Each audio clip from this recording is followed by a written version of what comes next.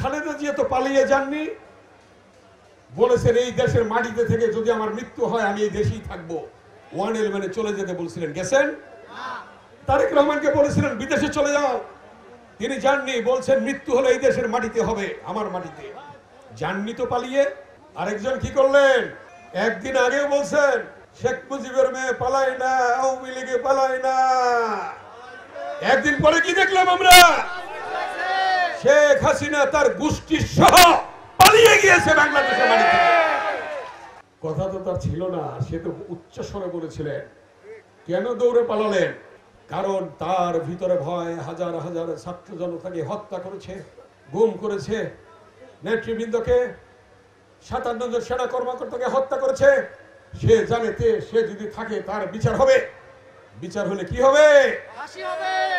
এই বাংলার মাটিতে তার এবং তার দূষরদের, শেখ হাসিনা এবং শেখ হাসিনার দূষরদের এই বাংলাদেশের মাটিতে আইন অনুযায়ী, বিচার অনুযায়ী ফাঁসি হবে।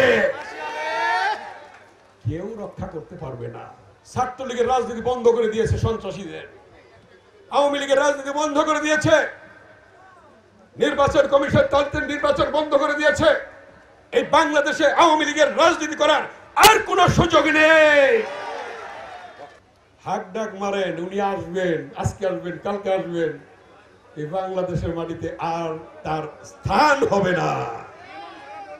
অতএব মিথ্যা বিভ্রান্তি, অতএব আপনারা প্রত্যেকে সজাগ সতর্ক থাকুন। বাংলাদেশের বিরুদ্ধে অতীত ষড়যন্ত্র ছিল, এখনো আছে, ভবিষ্যতে থাকবে। এই জন্য মেহেরপুরের প্রতিটি নেতাকর্মী, তৃণমূলের পর্যায়ের নেতাকর্মী, আপনারা সজাগ এবং সতর্ক থাকবেন ইনশাআল্লাহ।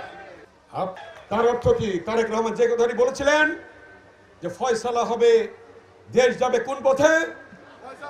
ফয়সালা হবে রাজপথে। প্রত্যেকটি আন্দোলনের ফয়সালা হয়েছে রাজপথে। তারেক রহমানের সুদূর প্রসারী ভাবনা, চিন্তা, বক্তব্য, তিনি দেশপ্রেমের উজ্জ্বল দৃষ্টান্ত দিয়েছেন। যেমনি দিয়েছিলেন জিয়াউর রহমান, যেমনি দিয়েছেন খালেদা জিয়া, তেমনি দিয়েছেন তারেক রহমান। তারেক রহমান কি বলেছেন? দিল্লি নয়, পিন্ডি নয়, অন্য কোন দেশ নয়, সবার আগে বাংলাদেশ। দেশ প্রেমের উজ্জ্বল দৃষ্টান্ত, সবার আগে বাংলাদেশ, আর কেউ না।